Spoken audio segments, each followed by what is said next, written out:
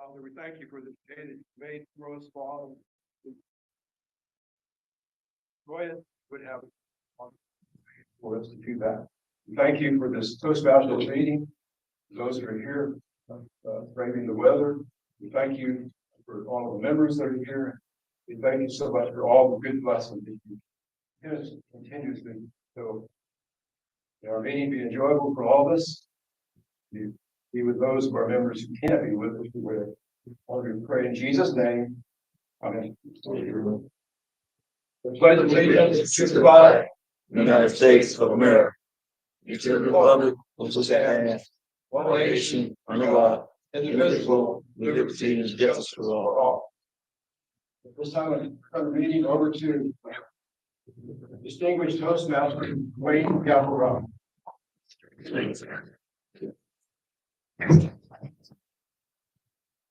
Thank you, bud. He was supposed to be down until we got started. I'm missing a panelist, but maybe he'll show up. Ladies and gentlemen, thank you so much for coming today and being a part of this panel discussion. I'm going to introduce my panel that are here. I'm going to ask them to give a brief statement as to what their position is, and then I'd like each of them to tell me what it means to thrive in Waycross.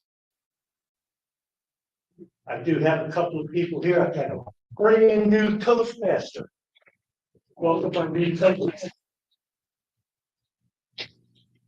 We have a past Toastmaster that's here. We want to thank her for coming. But most of all, my illustrious panel. Because without them, this wouldn't happen, wouldn't take place. The first one I'd like to introduce is Mr. Pat Simmons. Yes. As you can see, he's on the end down there. He is the Business Integration and Information Systems Director for the City of Waycross. Patrick, a little bit about your position, and if you would, what does it mean to you to thrive in Waycross? Okay.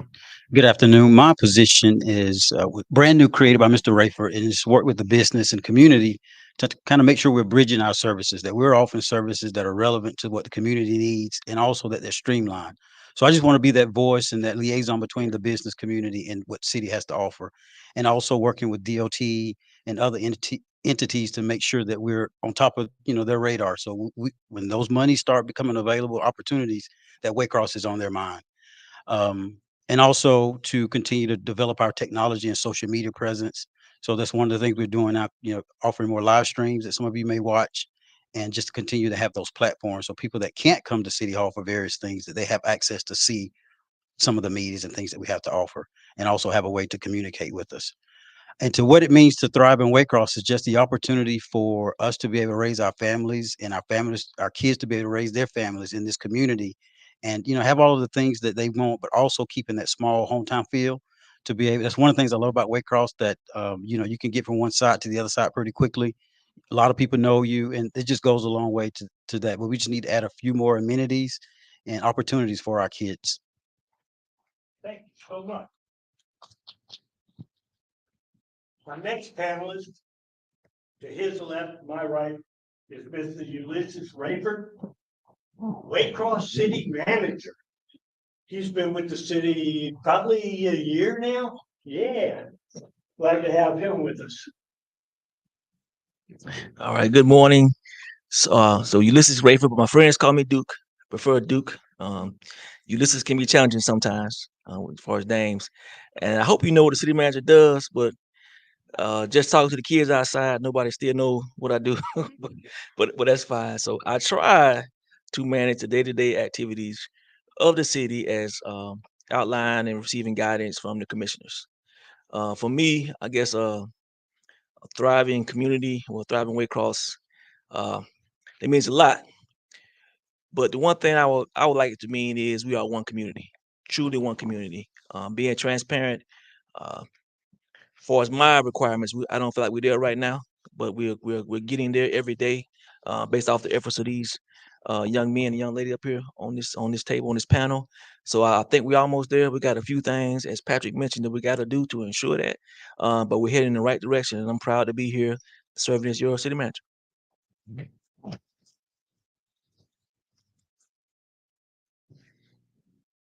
Next to him. Y'all can move over, get out of the split if you'd like. There you go. Looks better that way. Yes, sir. Our next panelist is Mrs. Paige Taylor Brand. She is the president and CEO of the Waycross Ware County Chamber of Commerce. Paige. Thank you. Like Mr. Toastmaster said, my name's Paige Brand. I'm the president and CEO of the Waycross Ware County Chamber of Commerce.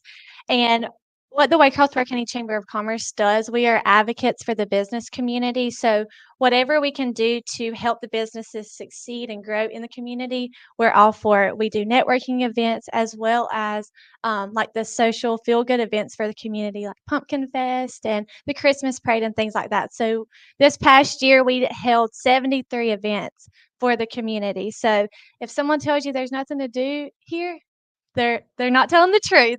There's always something to do here in our community.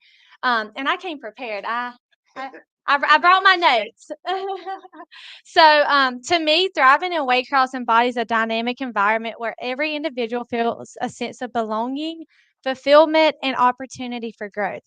It encompasses not just economic prosperity, but also social cohesion, cultural richness, and environmental sustainability.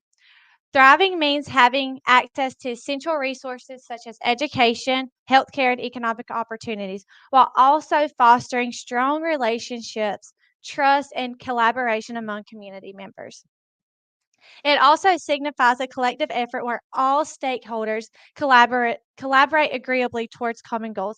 This involves moving away from fragmented efforts where multiple organizations pursue similar objectives independently towards a unified approach where everyone aligns their efforts for maximum impact. Ultimately, it's about creating a supportive ecosystem where everyone can flourish and contribute positively to collective well-being. That's what Thrive means to me in Waycross.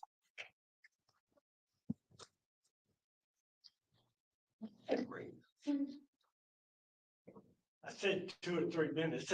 That was about right. We're not using the time right now.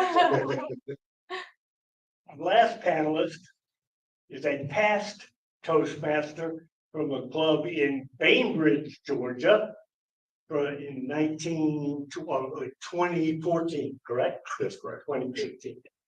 Just so happens that I was the area director for that club in 2014-15. His name is Jason Rudenbauer. He is the president and CEO of the Waycross Ware County Development Authority. Jason? Good afternoon. Not at all. Good afternoon. I definitely don't usually need a microphone because I've got a very loud voice. Waycross Ware County Development Authority's main objective is number one, to support our existing business and industry throughout the community, making sure that they've got all the resources that they need to continue to thrive in our community. Part of that includes, if they're going through expansions, help them determine what needs they have for land opportunities, for employment, and other things of that nature. My second role is to be the chief salesman of the community. I do a lot of traveling. I've been to Atlanta 8 times already since January the 1st, meeting with all of our legislators statewide and federally to promote the community and to make sure that people know who we are, where we are, and what we're about. Working with the Development Authority has been a huge impact because we create opportunities for our citizens to grow and prosper for a long future. And that leads into what Thrive for Waycross means to me. It's creating a greater opportunity for citizens for a better tomorrow, retaining our citizens into the community, giving them opportunities to change their current lifestyle and make it a much greater place for success for our future. Thank you. I have some prepared questions, and it seems that only one or two of them have requested special ones, and there is one person that has requested no others, but I'm gonna sneak her in on it anyway. Way to call me out like that. What can I say? What are friends for? There you go. The first question is going to be answered by two panel members. And Ulysses, I'm going to ask you first. What obstacle do you see preventing Waycross from thriving? All right, thank you, sir. I'm going to be candid and transparent when I say this. I've been here a year now, March 7th, and one of my biggest frustrations is many things that we bring to the table, to the team, or to the community um, is is met with I won't say negativity, but it is not appreciated based on a past decision or something that happened in the past. I.e., when we did that, this is what happened in 1994. So we don't want to do that again. Um, and for me, it is a huge obstacle because we have to start moving forward. And in the panel here, I talk often to this group here about my frustrations with that. Um, in 1994, we probably the community did not have the data or the inputs at that point in time. So with technology advancements, better communications, more transparency, we have the information now, so we are better informed on certain decisions. So what I'm trying to do on my next year is just get the community to understand we've got to move on from some of our decisions that might have been, well, not might have been, were adverse to the community. There's a lot of areas that I know just talking to citizens um, that set sour with them. So what I want to do is kind of remove that barrier or that obstacle because we got to move forward on some things. And I would love to talk for the next 5 hours about some of those decisions, but I won't do that.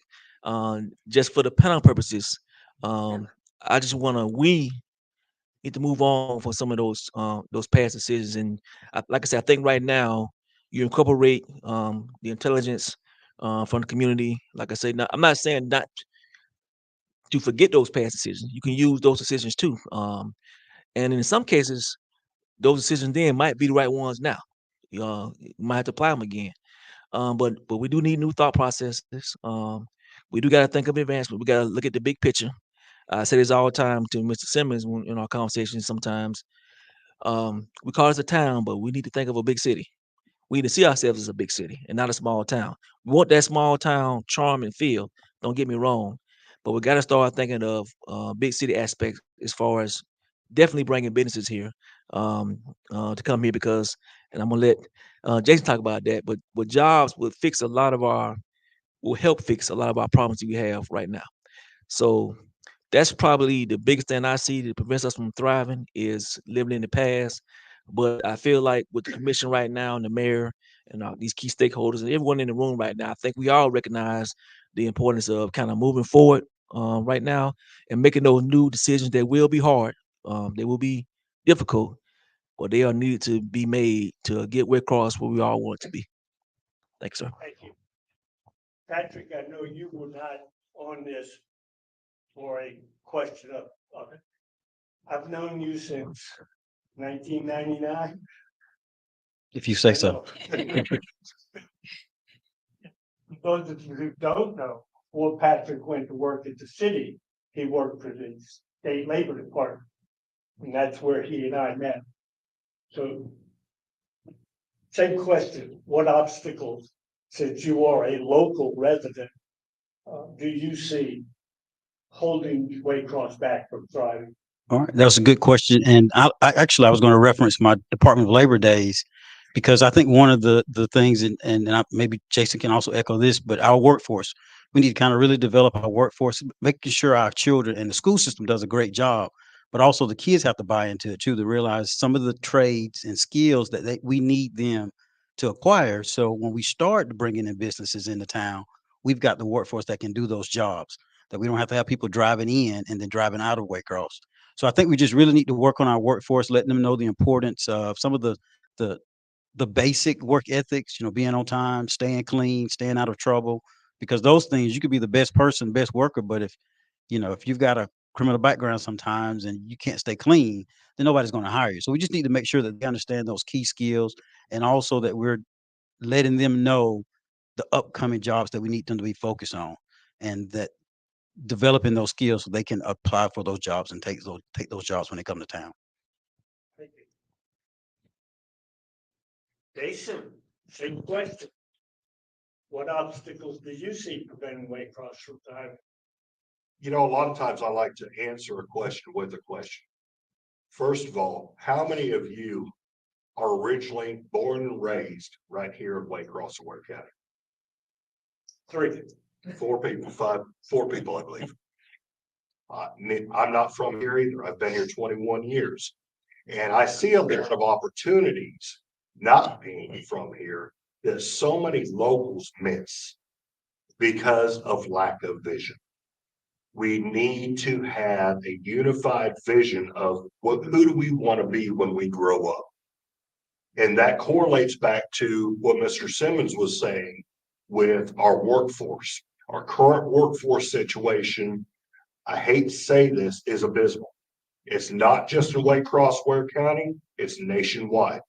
I just had an opportunity for an entry-level position paying between $15 to $20 an hour, which is the national average for the position. I had 50 applicants. Of those applicants, I narrowed it down to 22 simply because people would not work more than 2 or 3 weeks at a single job before jumping. So they had 8 or 9 jobs in a year. Of those 22 interviews that I established, 5 people showed up to the interview for a professional position. 5. Of those 5, we moved forward to the next level. Due to various conflicts, only 2 of those showed up to the final interview. Fortunately, one of those was still that top candidate. And he started with me Monday.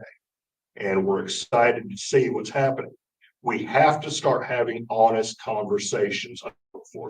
We give our employees too many chances. If they're late, call them out, hold them accountable. If we do not start holding our citizens accountable for their actions, they will never learn, and we will never grow as a community the way we need to. We need to tear down the silos. Too many people want to be the center of attention and want the credit for everything. Take me out of the equation and start thinking and we will get things accomplished. In order to thrive, it's going to take all of us working together, being honest. We have plenty of jobs available right now with our existing industries that go unfilled because people do not feel like they can do those jobs because it just doesn't pay enough. Our wages are very competitive if you look around the region, and I've got some more data coming out later on. Thank you. I just heard that California's raising their minimum wage again. And that is not the solution. No, it's Minimum not. wage just keeps inflation growing. It's not how much you make, it's what you do with what you make. Absolutely. What you make out of yourself with what you have. I have some more questions. Paige, I'd like you to get in on this if you don't mind.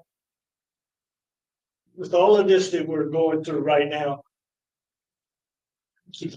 turn my phone so I can read it from the side. What does it mean to the citizens of Waycross with the development that's going on in the city right now? I know you're really not prepared for that question, but just off the top of your head, what does it mean for the citizens? What's going on? I think the development that's happened in the city, how it affects the citizens, the cities have to be ready for the change. We have a lot of negative people that live in the community, and like Jason said, most of them are the ones that were born and raised here. So we need to start thinking outside, and just be ready for the change. It's coming whether we like it or not. So.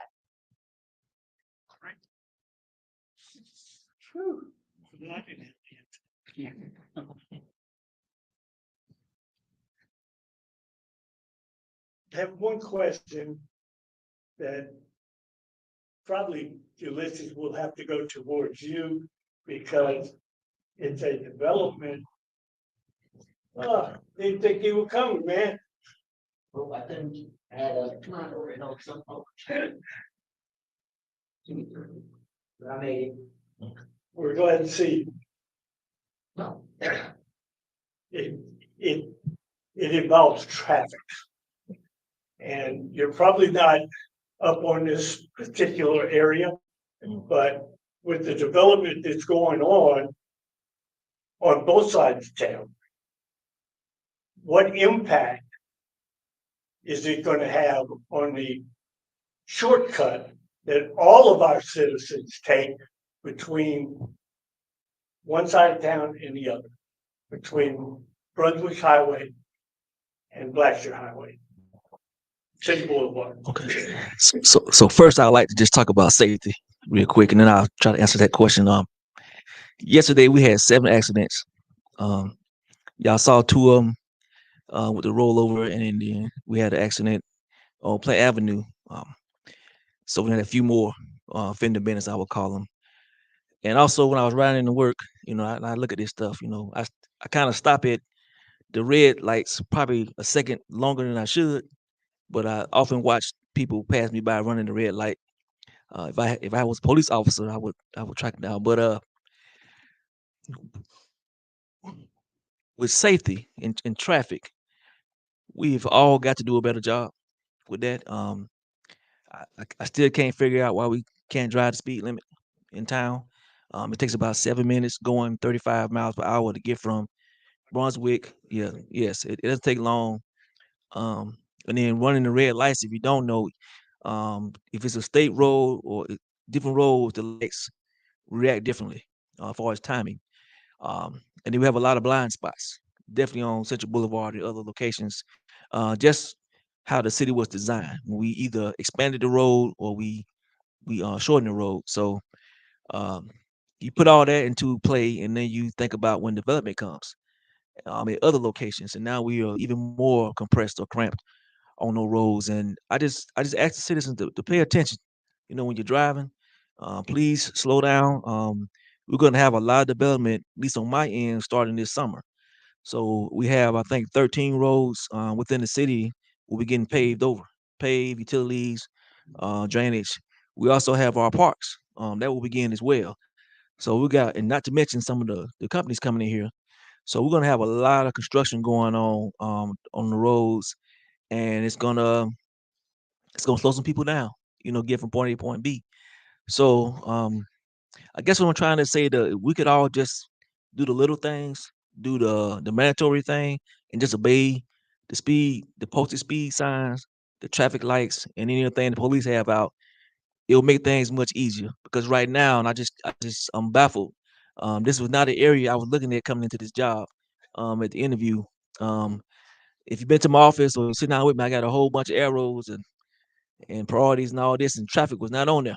I just assumed this being a small town, that we coming from DC, that we would not have this problem that we have. So to answer the question, with development is good. With development comes progress. It comes traffic jam. So I just ask everybody just to kind of slow down, be observant, watch out for your neighbors, watch out for our children. They'll be out of school soon, and they're definitely crossing every single street here. If you're riding a bicycle, please pay attention that you are considered a motorist, and you cannot just cross over anytime you want. That's becoming a big issue here as well.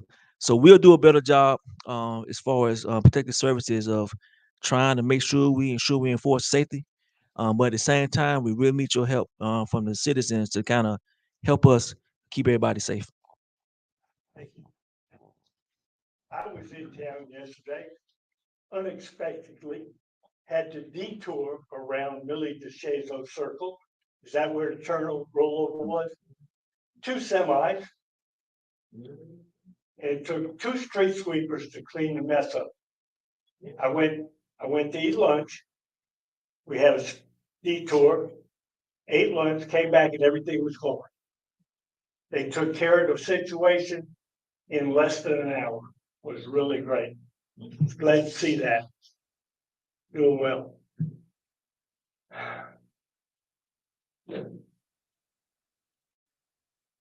Mr. Rudenbauer, as much as I hate to ask you this question, everybody wants to know what large industry is coming and what other corporations are planning on building in Waycross in the next 2 years. Your record, Jason. They watch. Thanks for putting me on the spot, man. Yeah, no problem. So I will say this. Not to avoid the question, but to also answer the question, because I see on social media numerous times, we want this, we want more restaurants, we want this. And I'm going to circle back to the conversation of workforce.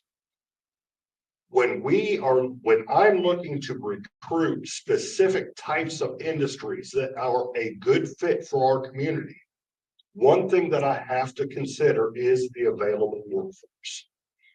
Not only do I recruit industrial clients, but I also work with retailers and commercial properties to grow our community. I hear all the time, well, I want a steakhouse, or I want another restaurant. That is not economic development at this point. That's economic replacement, because we do not have enough people right now working in our restaurants to keep them sustainable. I'm going to use my wife as a prime example. She's been with our local Applebee's since before it opened 30 years ago. Just the other night, she only had about 3 cooks in the kitchen when they typically have 8. She only had a few servers on the floor. And I see on social media, Applebee's getting bashed because of the fact that they had an hour wait. While you've got your management team having to pick up the slack because those employees either walked out because they just didn't like the situation that was going on, or they just did not show up to work. They were without a dishwasher. They were without a line cook. They were without an expo to make sure the food was right before it came out. They were without servers. That happens in every single restaurant that we have, whether it's our local mom and pop or anything. So when we're going back to what industries are coming, we know that we had the large announcement of Edmares coming. There are so many things that have to be worked out for that company to set up shop. It's a 3 million square foot facility. Workforce is a huge concern because, again, we have a lot of positions available with our existing industries. Other industries that are coming, I cannot mention right now because they are not public information yet, but we do have other industries coming.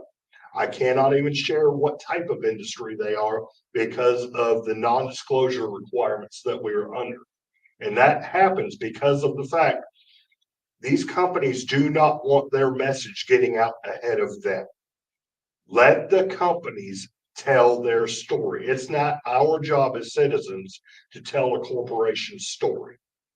So just keep that in mind when you see people asking questions. Make sure that the company is able to tell their story first. That's why they have communications teams, marketing teams, things like that. And I'll pass it back to you, Wayne. What's the one you mentioned? And Mars. They are a modular home manufacturer.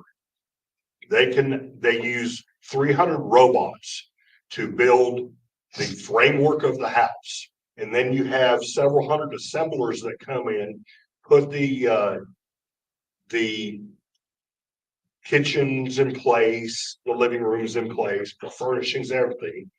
wrap it up all pretty, send out 4 boxes at a time, have a crane on site, and in 15 hours, you can move into the house. And that's somewhere in the industrial park area.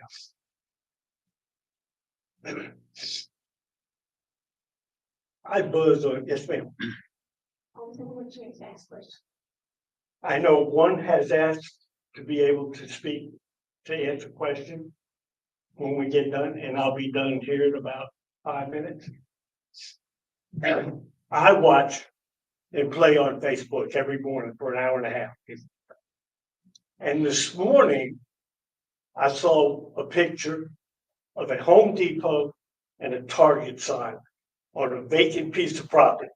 I'm going, where did these people find this stuff? It's impossible. We don't need a Home Depot.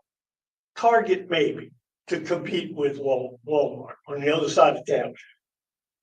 But Home Depot, they're just going to be in competition with our big Lowe's, who can't find employees either. The company that he was talking about when it first started was like 900 people to start with 1,415, on one shift, correct? one shift. And they want to do 3 shifts. Now they're at approximately 2,100 employees and almost $1 billion investment. And they haven't even broke ground yet. So, okay. We know what large development is coming, maybe, possibly. We all know that. We know what thriving in Waycross means to our panel. We know what impact it's going to have on City Boulevard and in that area. We know what obstacles there are. And all of this development with the current workforce. I'm going to pass this one. I'm going to kind of ask both Patrick and Ulysses to answer this one. What does all this mean to the citizens of Waycross? I'm going to let Mr. Rayford go first. Paige, you can chime in if you want to. Here, I'm a team player, and I played basketball in high school, and I was a point guard, so I always pass the ball to make sure everybody scores and have an opportunity to get in the scoring book for later on. So, and I thought you were gonna ask me the other question first. I was gonna lead into this, but I'll come back to the other one. But I think some of the problems we have here in Waycross, with the crime and a few other things, some of our young people doing the wrong thing, some of our citizens living on the poverty scale or below, a lot of our citizens on fixed incomes. I do believe with growth and new jobs, that will fix a large portion of that. I know that's an easy way out when I'm asked this question about how to tackle those problems. But I do feel when people have the ability to get up and go work and hopefully enjoy it. I know that's not always the case. But when you can be your own superhero, it makes things better. I think for our citizens, though, it's just gonna uh, increase Waycross to the rest of Georgia. I mean, we are the largest, I think, the largest county, Jason, here with land space. There's a lot that comes with that. Once we get more, I guess, promotion outside of Waycross, so I think this is going to benefit our citizens and impact our citizens in so many ways, so many positive ways, over the next 2 to 3 years. I just ask that our citizens hold on. I know, I know sometimes when I speak, I always say 2026 and 27, and that's far, far away. Definitely for my workforce. When I talk about their COLA, some of their bonuses, some opportunities for them. With that company coming, I think some of the jobs are logistics and IT. And I tell my workforce it takes about 2 years to get IT certified. So if you're not doing it right now, then you pretty much out of that job market at this point in time for when our merch comes in. So I just see positives all the way around the board. I think it will address many of our concerns as a community, it won't fix all of them, but it'll do a great job addressing some of them right now that we're having a hard problem fixing. And I'm gonna pause there because I want Mr. Patrick Simmons to jump in and answer, and then we'll pass it on. No, we'll pass on the page for her final thoughts. Say short response. I know the other question that I have marked for you. Okay. I'll get to that. Patrick? Wayne, remind me of what your question was exactly. What all this mean for Waycross? The roof. What does all mean for Waycross? Okay. It it means that we will finally get some of those opportunities that we've always said we wanted, but we have to be ready for those opportunities. You know, like Paige said, you know, a lot of people say things and they want things to come, but if they come, are we ready for them? And we have to be ready for them. I can't invite you to my house for dinner and I haven't cooked dinner. So in order to invite those companies and those opportunities, again, we have to be ready for them. So I think this just means that Waycross needs to get ready. I'll bring it.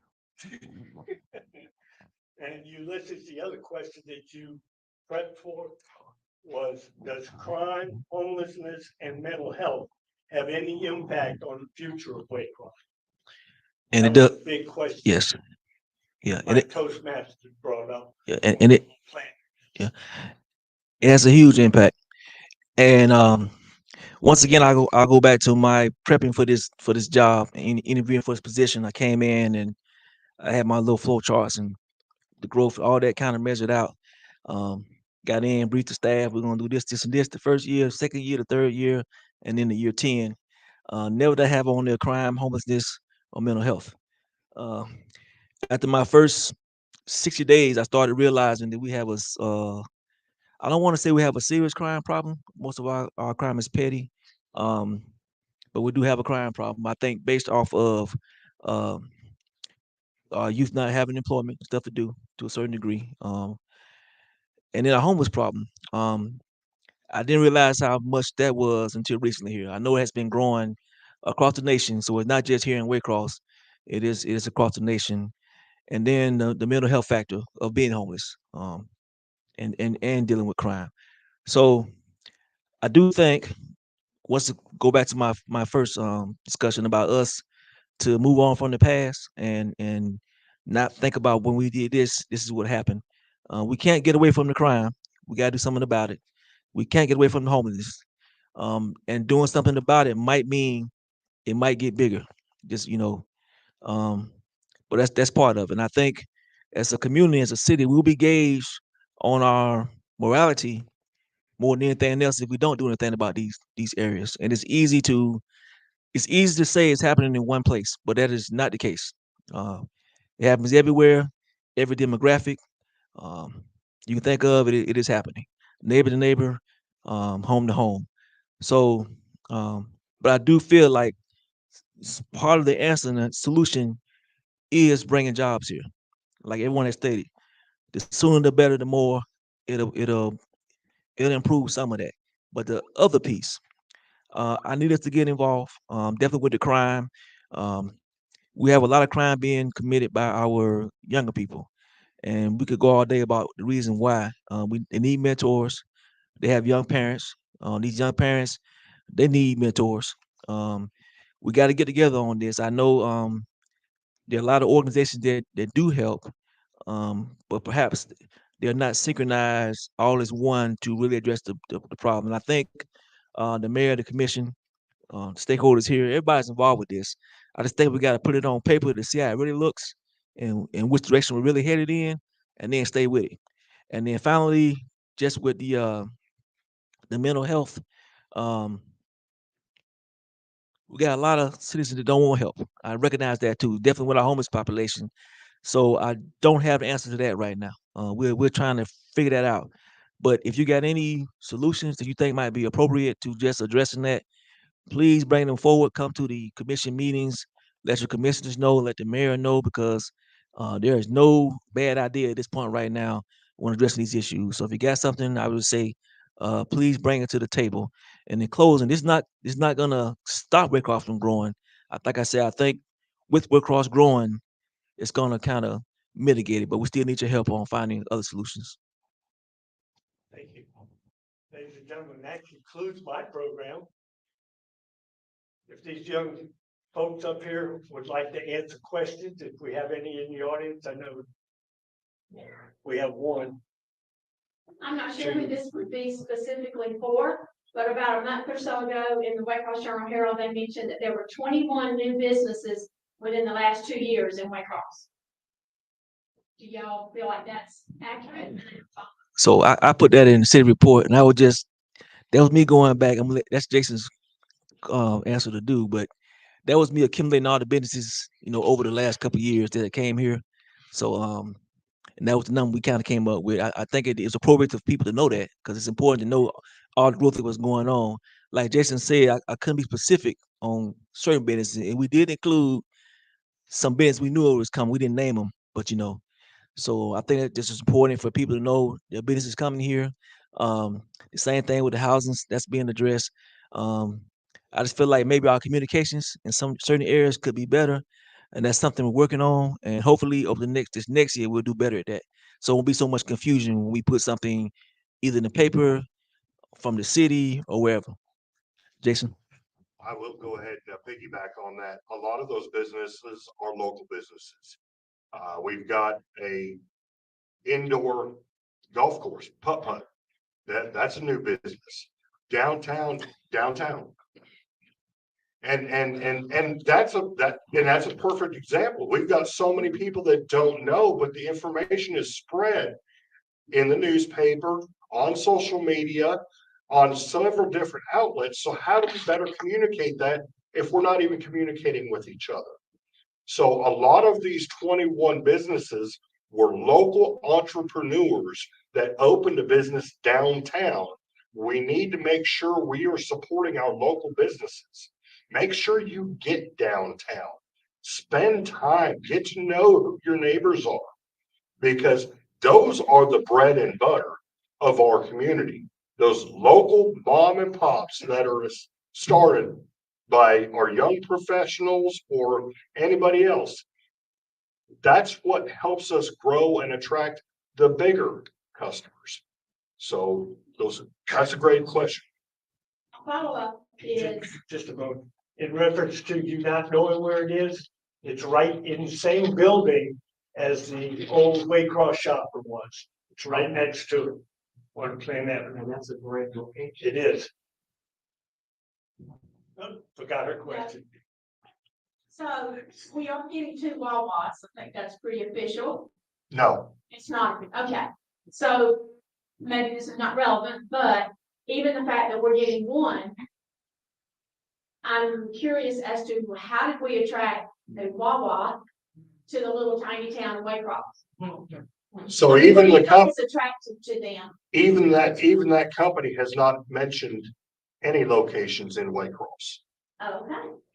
If you go to their website, they did a groundbreaking in Richmond Hill, and I believe they've done one in Hinesville.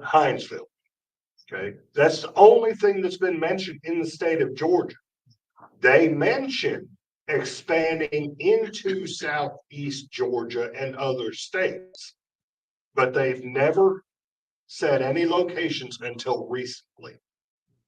But what attracts people to Waycross, like your commercial developments, is the fact that we do have a high daily traffic population. If you look at Highway 82 and Highway 84, where they intersect over by the high school, the traffic there is much higher than the traffic on US 1 by Walmart. And I'm working to get some more concrete studies done to prove that fact, because many of you have seen the land clearing the Development Authority has been doing across from the high school. That is for commercial and retail growth for that side of town, because that traffic warrants it. So the land development then is not for a specific business. It's just being prepared ahead of time. I am having conversations with retailers that I think would be a good fit for the community based on conversations that I'm having with citizens, and information that I've received from companies that are looking to grow and expand to make sure we put together that right marriage. Before I get another question. On Thursday of last week, my brother-in-law, who knows everything. I mean, he knows everything. Told me, ready for this? Publix is moving in out by the high school.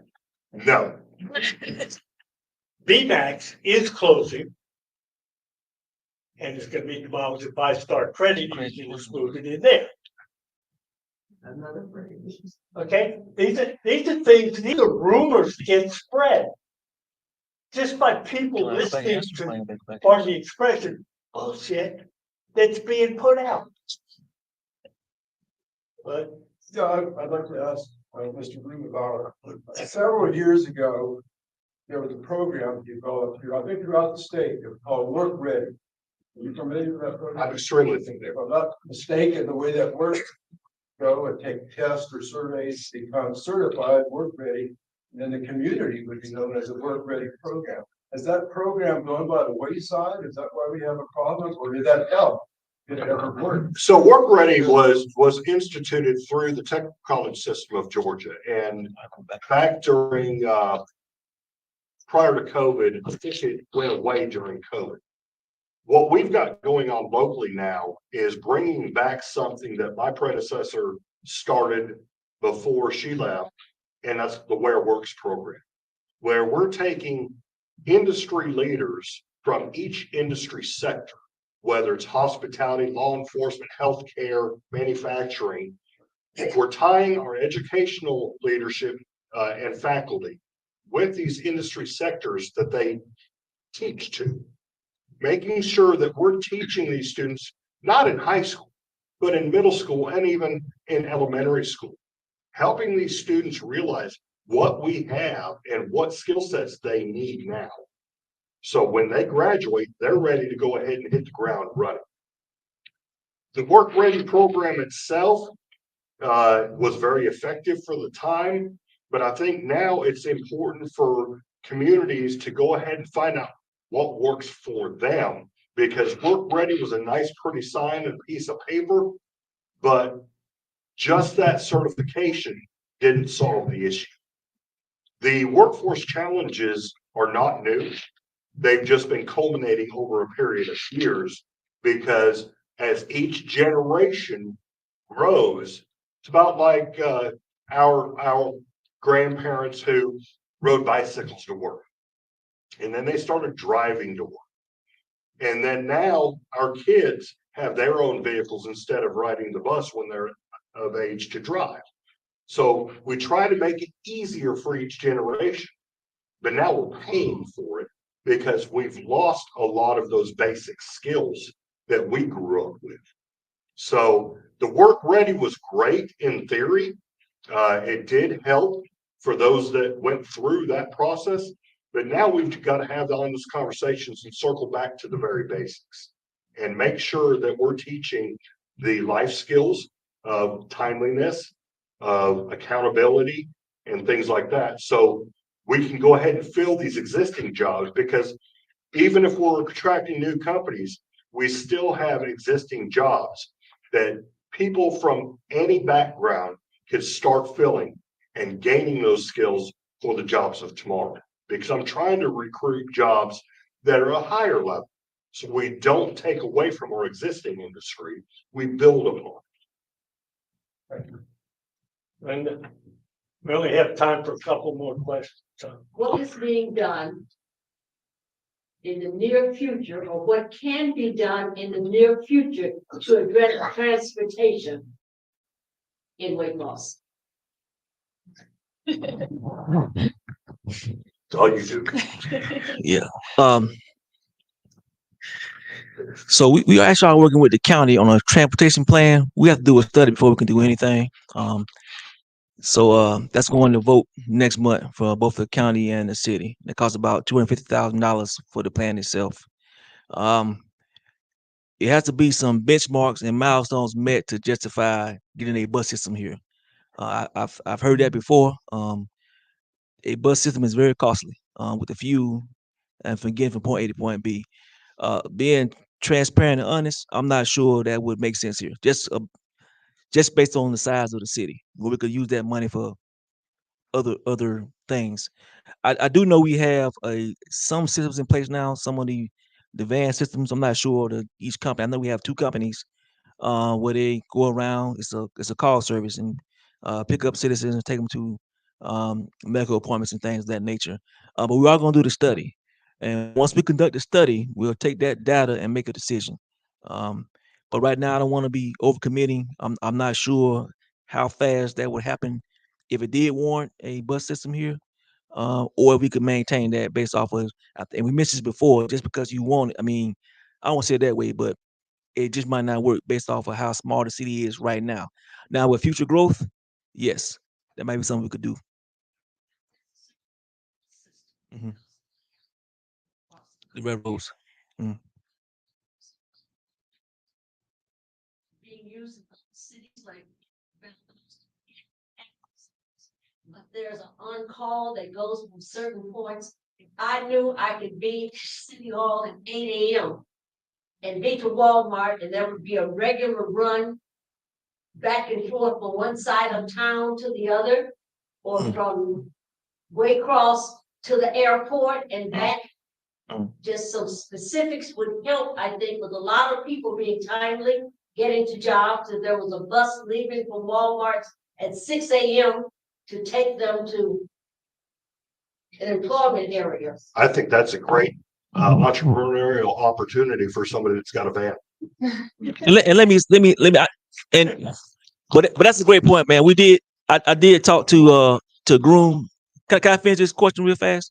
So I'm from Columbus, Georgia, and military background, and we have been observing Groom transportation and other services that do the airport, but it would be like Jason just said, there are grants out there for anybody who wants to invest in something like that. They would be able to do that much faster than the city ever could.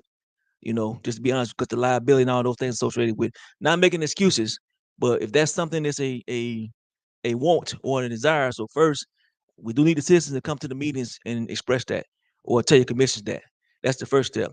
And then two, if you are a prospective business owner out there, that's a great that can happen. We got 4 airports from Jacksonville, Savannah, I think Valdosta, and New Brunswick. That might work. I mean, I'm sure it will work. So, and if anyone's interested in doing that, they can come talk to us. We can point them in the direction of certain grants. They can talk to Jason about opportunities. So let's do it. But like I said, it would take us much longer than somebody starting from scratch. Shuttle flight from here to Jacksonville or Savannah. Create an Uber or Lyft. Yeah. My president has said we have to close this. So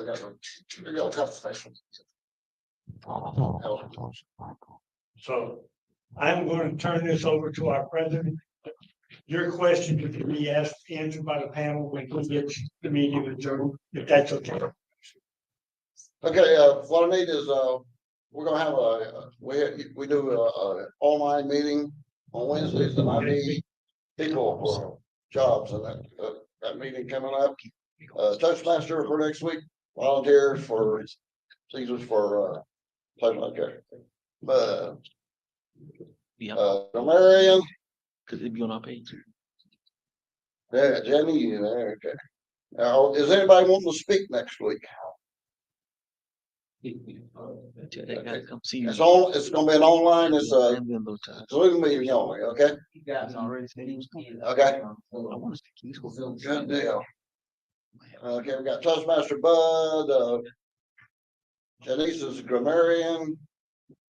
And we need a master evaluator. Wait there, that's there. Okay, we'd like to thank all you people for being here today, and we appreciate your efforts. Once upon a time at the well, it used to be Waycross Ware Tech. It's a fine. What we did is when an industry came in and had a job, they would get with the technical college ahead of time, and they would make sure that they had the training to train those people to take that job. And that sounded like something that was reasonable to me. I'm not sure that that's the. That is Georgia Quick Start program. That is one of the highest recruitment tools that the state of Georgia has in its tool chest to recruit large industries. And this large industry did qualify for that. So they will actually provide some of the pre-employment training. Okay, that's a good deal. Okay, it's not quite 1 o'clock, but it's close. So, as in the interest of expediency and letting people get to them, I'm going to go ahead and say the Toastmasters is adjourned. CSX. Yes. What's happening with that? Get to an intersection, the train is in the middle of the. Oh, you Can you stop before the road? So here's the thing, Waycross was founded on the railroad. My grandfather worked Yes. for the railroad.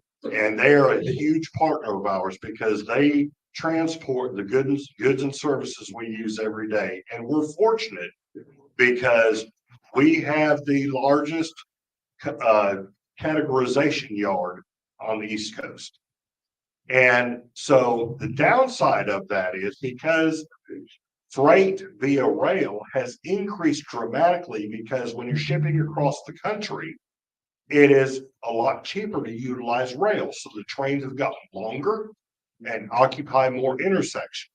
And unlike our traffic patterns where we have red lights and everything else that can help control the traffic, the rail doesn't have that. They can't just change over from one track to another.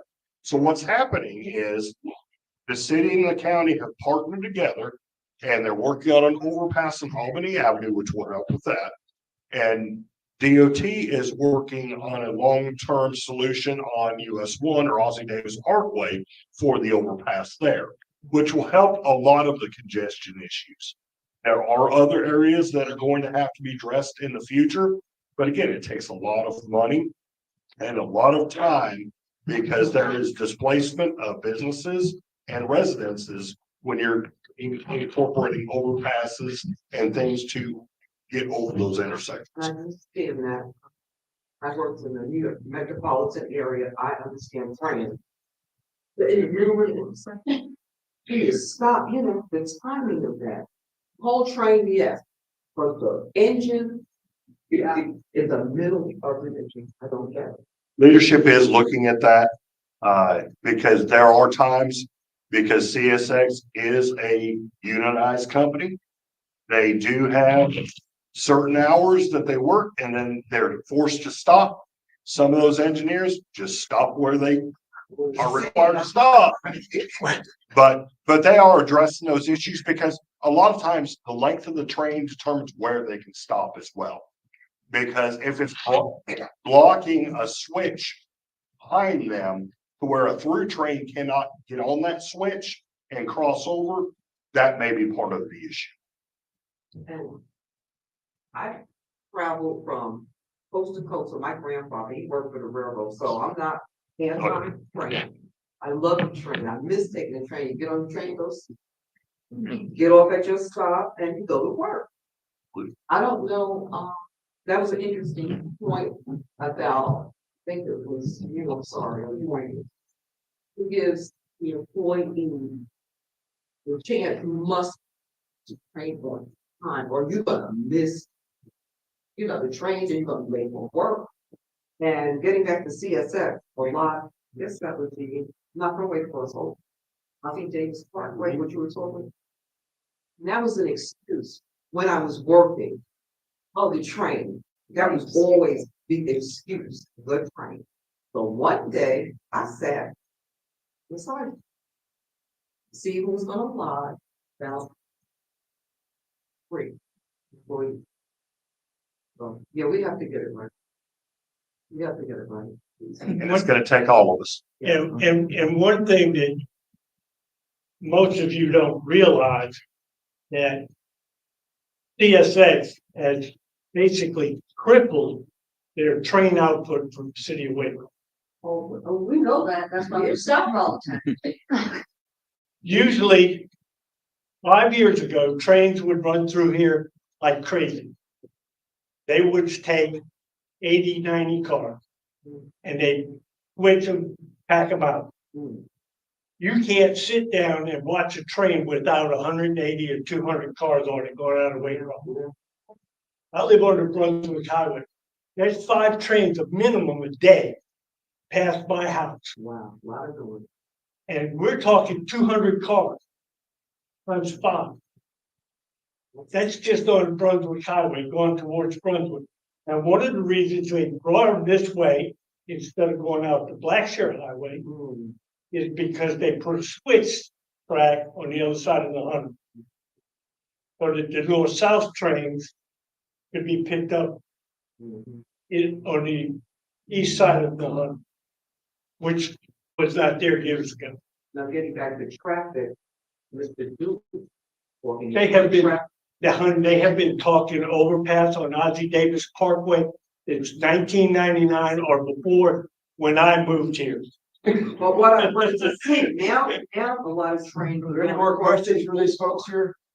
Now they're going across City Boulevard over where I live. Yeah. So I get very. Same trains. I know. Now, Larry has adjourned me. But they hiring, I heard they were hiring here. Probably. They, you know, their engineers only work 8 hours. At the 8-hour mark, if their train is in the middle of a track somewhere or in the middle of a street, they're changing crews. Sorry, they don't work over 8 hours. That's union. Oh, okay, then you're. They're always hiring. They mentioned they were hiring at the job fair at City of LaPorte not too long ago. Are there, do you have any comments? Would you like to finish up? Let's let them share. Lyric theater, let's don't do anything with lyric theater. That's the There are plans, there are plans. to do something. Like the old post office. Yeah. Can I just address one thing? I don't know. We still on. Yeah. Okay. I just to comment. I know this is going to be a sore subject, but even with the bypass, everything has a cost to it, and I go back to the decision made in the past. The commission, previous commissions going back decades, have tried their best not to infer any extra costs on the citizens. That has had some pros and cons to it. But with inflation right now, like everything that we need or we want, it's going to have an associated cost to it. And the city, that's why I try to post in the city report our monthly budget so you can see what we as far as your taxes, our services, our fees, and our fines, because it's important that everyone understands that the city does not really make money if people can appreciate that. So when we do things, we want things, we have to generate additional revenue like the SPLOST or the TIA or any version of the SPLOST. And I know to many that's a bad word. It's just another word of taxation. But that's how things that adds to growth. And we need everyone to kind of understand that because without the SPLOST, a lot of things would not be done right now currently. The last 15 roads was done because of the SPLOST. I mean, and they were not got done any other way. They would still be the bumpy roads they were 2 or 3 years ago. So that's an important piece that even with the overpass, that's in there as well. And I do owe y'all, we in the county owe y'all some feedback on that because it's been a few complications with getting that, but it is started as far as the initial assessment diagram and all that stuff. We need to put that out so everybody can see it because it is being done. It's not just sitting there. It's a lot of work being done right now on that overpass. So I do want everyone to know that. But the big picture, like I said, everything has a cost. And sometimes we just don't have the money to do all those things that we want and a lot of times things that we need. And we're trying to get creative and find other ways to do business for the city, but we have to be transparent on how we set up, you know. And that means to do things faster, we need to raise fees and services and taxes.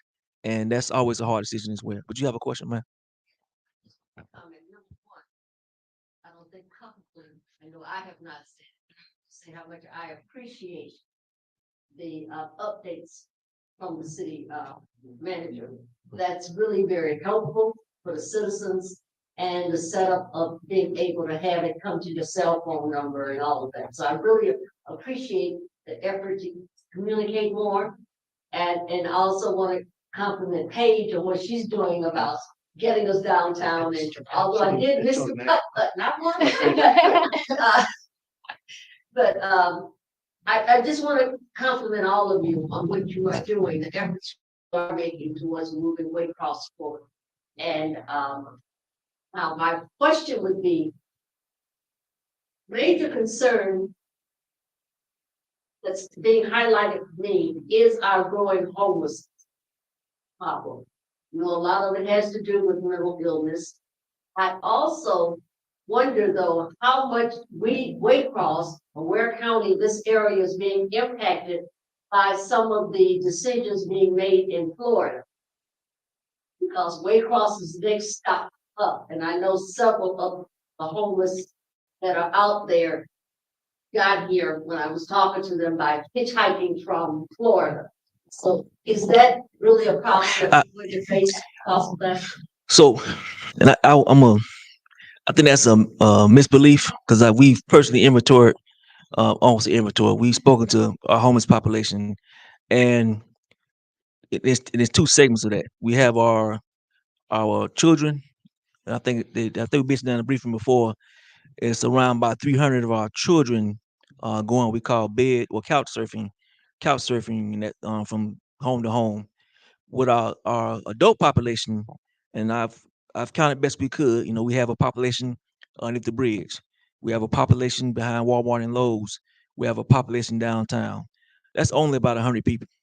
So when you go around and talk to them and get their stories, most of them are from Waycross.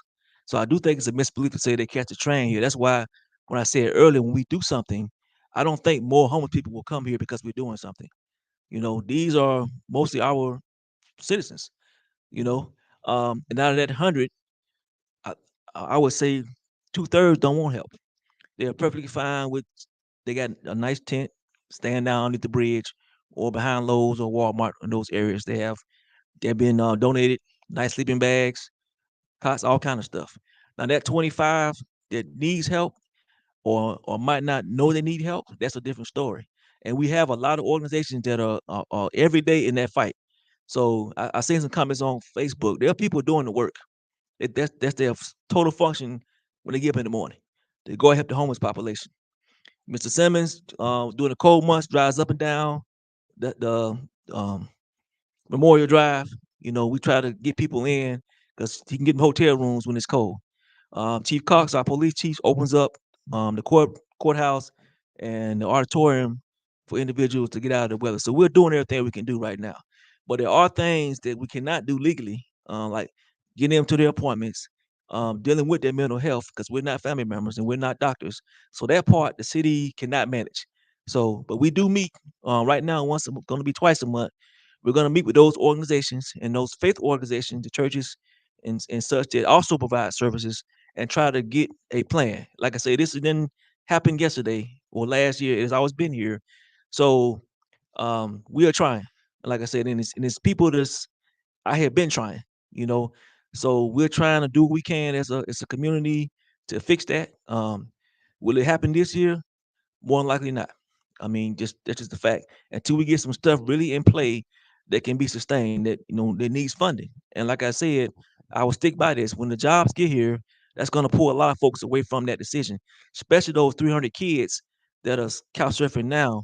If we get them trained up and on the right direction, they won't be homeless.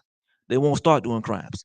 So, and there's a lot of people on that side too doing the work. So I don't want anybody watching or thinking that we just ignoring the problem because we're not. I know people see homeless sleeping in some of the parks. We are trying. So I just want to make that clear.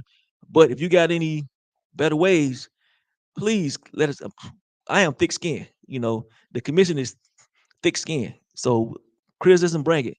But when you bring the criticism, please bring a solution because that's how you get things done. If you just come up there and complain, it's going to keep going that way. So, but that was a great question. I'm not coming at you. Yeah, I just want to make sure everybody knows that we're doing everything we can. Everybody's in the boat, rowing the right way. It's just You know, this is not a problem specific to Waycross. It is everywhere, and we're all dealing with it. So hopefully we can figure out by watching other cities that might have a better handle on it right now, maybe take some lessons learned from them. But you know, I feel like if we keep going the direction we're going with the collaboration of those people providing those services, what Jason doing, you can't see what Jason does every day. I get frustrated too sometimes. But if you could understand how that growth is going to impact it and really think long term and strategically, we we thinking too short term. I go back and we're thinking too past term. So I just want to say that it's being work. And like I said, if you got anything or any way to that you want to help, if you want to help, then let us know. Yeah, I just wanted to mention I'm on the board of the Okefenokee Alliance for the Homeless, and that organization, of course, works with the homeless, but we are not funded through any government funding. It's all through donations from the community, and we could definitely use community help. We have big goals, but we need help from the community. They feed lunch every day at on Albany Avenue, 115 Albany Avenue. So any community organizations that want to bring by lunch or cook something for the homeless, we greatly appreciate it. We work with Unison and those other organizations to try to get them the mental help. But like Mr. Rayford said, we can't make them come, but we do provide those services. But we could definitely use more community support. Just stop by the office and talk to Nikki Spivey, and she'll be glad to take any kind of resources or anything that you have. And they could use from toiletries onto, like Mr. Rayford said, tents and things like that we try to provide them with. We also do some housing. If we can find them a good place to stay that can be afforded, we try to help them with that too. Once again, I want to thank all of you all for coming. I want to especially thank my panel for being